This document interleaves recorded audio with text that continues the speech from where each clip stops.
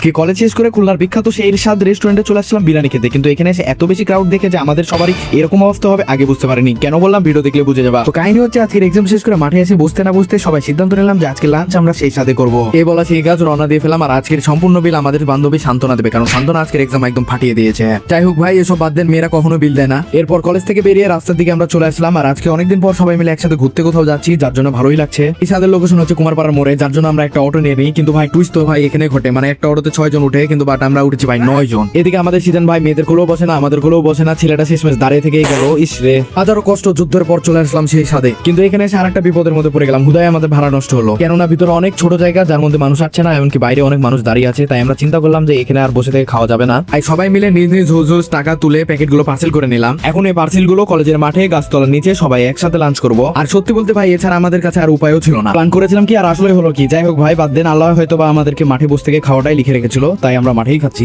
আর সত্যি কথা বলতে কি 100 টাকা প্রাইস অনুযায়ী সেই সাইডের এই আইটেমটা স্টুডেন্টদের জন্য একদম বেস্ট। তো আজকের মিনি ব্লগ এখানে শেষ করছি, দেখা হচ্ছে নেক্সট কোনো মিনি ব্লগে। আর ভিডিওটা ভালো লেগে থাকলে লাইক সাবস্ক্রাইব অবশ্যই করবেন। Tata bye bye.